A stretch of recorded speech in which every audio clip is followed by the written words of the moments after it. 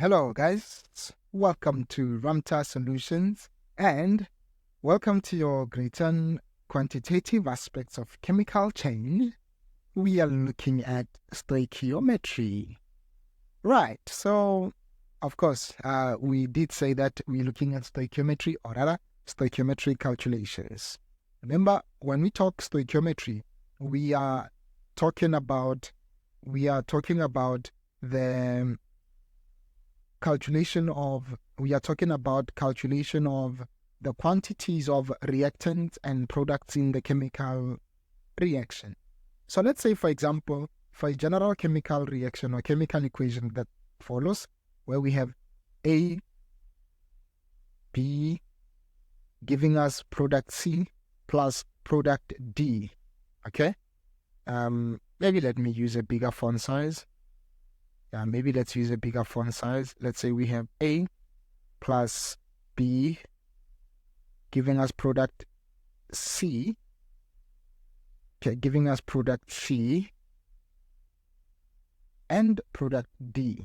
Okay, so what we know, these small letters, they are coefficients of a balanced chemical reaction. And of course, A, B, C, D, the capital letters, they represent the substances that you are reacting, right? They represent the substances that you are reacting. So remember, before you make any calculations, make sure one, balance the reaction. Okay, first thing first, balance your chemical reaction or chemical equation. Okay, balance your chemical reaction first thing first. Okay, then you can do your stoichiometric calculations. So let's say these are gaseous. This is a gaseous reaction. Okay, let's say this is a gaseous reaction. Guys, what I'm showing you here is what you're going to do in grade 11 and 12 as well, or forever if you decide to do chemistry after high school. Okay, so let's say when given your reaction which is gaseous, you can say volume of substance A over its coefficient is equal to volume of substance B over its coefficient is equal to volume of substance C over its coefficient is equal to volume of substance D over its coefficient. So meaning if you are given one of the reactants, you can get the required properties of the reactant, or you can also get the desired quantities of the product. Depends. When you get to grade 11, you will be talking about limiting reactant, but because you are in grade 10, you will be told that whatever substance that you are given reacts completely with the other product. Okay, so you don't have to look for a limiting reactant. Okay, so here, let's say for example you are given A. If you are given substance A and they tell you to find the amount of substance B, you can say these two. And if they say they gave you A and they want you to find C, you can say this is equal to this, and you are good to go. Okay. Now, generally, you can say, when I say generally, I mean if it's not a gaseous reaction, say it's a heterogeneous reaction. Okay. If it's a heterogeneous reaction, you can say number of moles of substance A over its coefficient is equal to number of moles of substance B over its coefficient is equal to number of moles of substance C over its coefficient is equal to number of moles of substance D over its coefficient. Remember, these you do for a balanced chemical reaction. Okay, guys? These you do for a balanced chemical reaction. So we are going to put this into action. Okay, we are going to put this into action. I want you to see what I am talking about. So with what I have seen, for grade 10, doing this or this is okay. You won't be penalized for it. Otherwise, we can also say, let's say you're looking for volume of object C. You can say volume of object C is equal to, you are given volume of object A. You can say it is volume of object C is equal to volume of object A multiplied by coefficient of C over coefficient of A. Okay, when you look at this, these are one and the same things. These ones and these ones are one and the same thing. Okay, they are one and the same thing. Even here, when you get here, say you're looking for number of moles of compound C, you can say it is equal to number of mole of compound A multiplied by coefficient of compound C all over coefficient of compound A. Okay, or substance A. Let me say substance A, not compound. Let me say substance A. Okay, and this is how you do your stoichiometry calculations. So let's try now. Let's check an example. So in our example, I'm going to call it example 1. So example 1 says, what volume? Okay, so it says, what volume of oxygen O2 at standard temperature and pressure is needed? At standard temperature and pressure is needed for complete combustion, okay, for complete combustion of 2 cubic decimeter of propane. Okay, 2 cubic decimeter of propane. So our solution, great hands, you need to know complete combustion. And when we talk combustion, we are basically saying it is a reaction with oxygen. Okay, it is a reaction with oxygen. Now, complete combustion, it will give us carbon dioxide and water. Okay, it will give us carbon dioxide and water. So now, what is propane? Propane is a substance with the chemical formula C3H8. Okay, so because it is at standard temperature and pressure, this STP is standard temperature and pressure. All these are in gaseous phase. Okay, all these are in gaseous phase. Okay, all these are in gaseous phase. Okay, so remember now we need to balance the reaction. Here on one side we have 1 carbon. Here we have we have 3 carbons. Here we have 1. Perhaps let's try to balance it. Let's balance it. So carbons are balanced. We have 8 hydrogens. Here we have 2. We'll need to multiply them by 4. So what do we have? We have, maybe for balancing, let me use a different color. 3. I'm saying 4. So here, now we can see hydrogens are balanced. 8. Oxygens, let's see. Everything here is balanced except the oxygens. Let's see. 3 times 2 is 6, plus 4 is 10. But here we have 2. We'll have to multiply by 5. Right? So this is a balanced chemical reaction. Now the question was asking us to find the volume of oxygen needed for complete combustion of 2 cubic decimeter of propane. Remember, now we will say, volume of oxygen over its coefficient is 5 is equal to volume of propane C3H8. What is its coefficient? Its coefficient is 1. Right? Good. Let's go to the next page. So this will be volume of oxygen is equal to 5 times volume of propane. What was the volume of propane?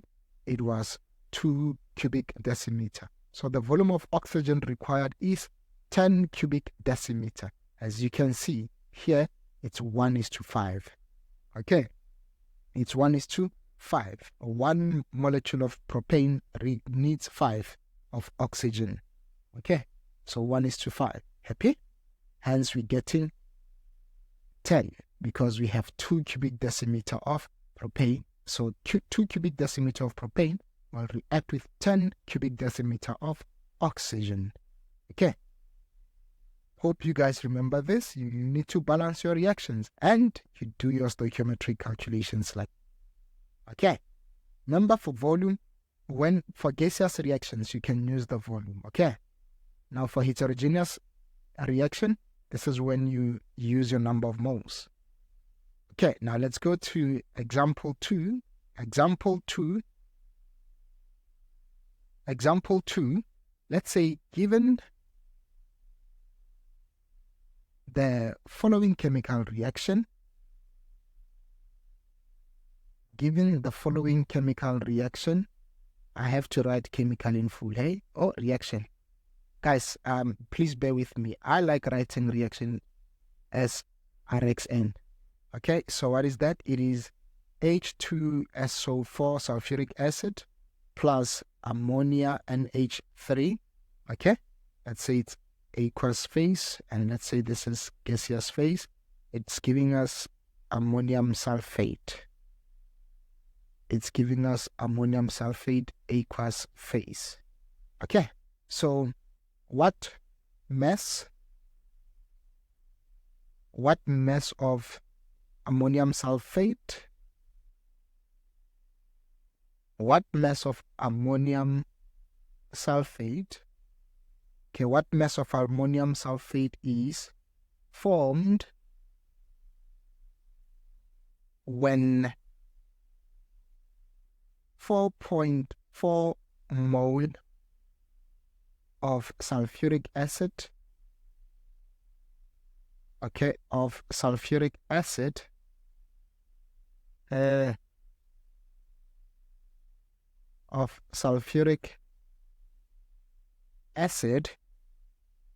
is completely reacted with ammonia. Is completely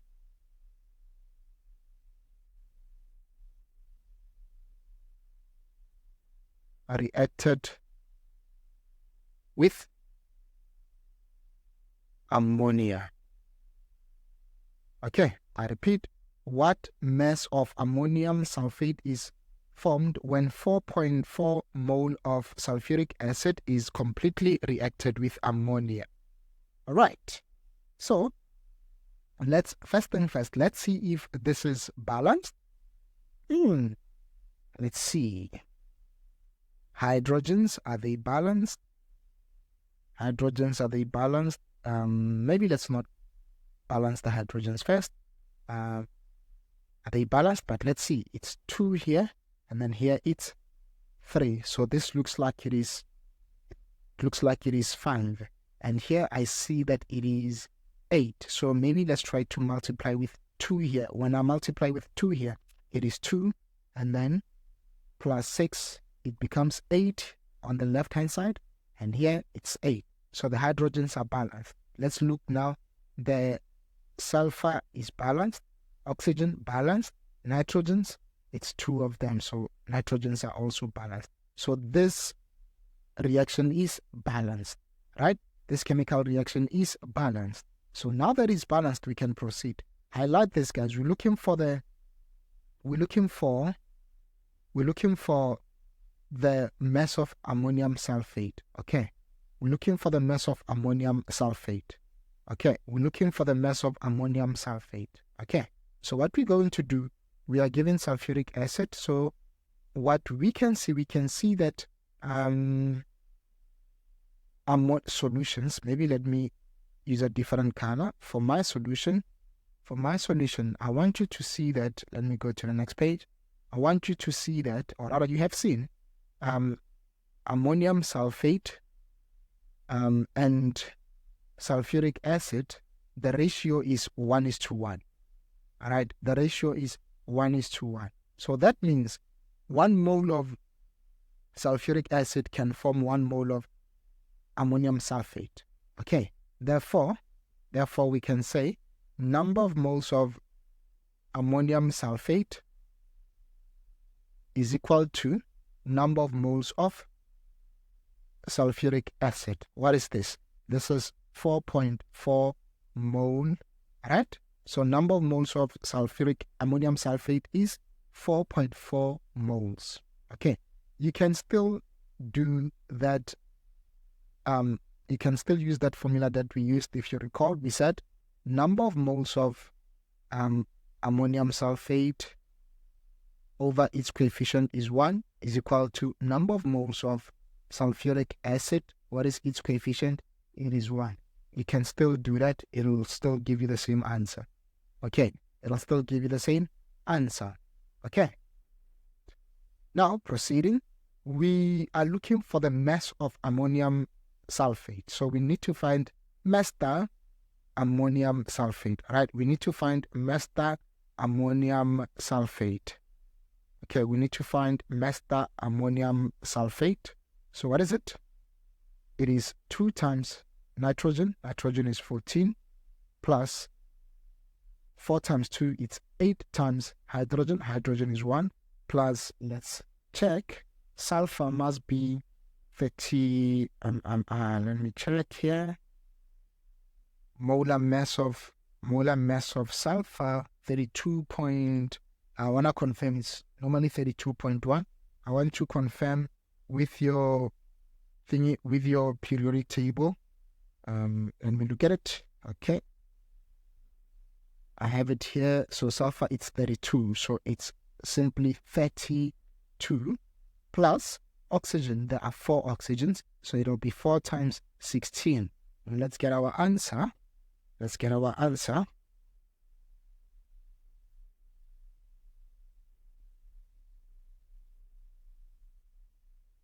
Our answer is 132. It's 132 grams per mole. Okay. Our answer is 132 grams per mole. Okay. Now let's go.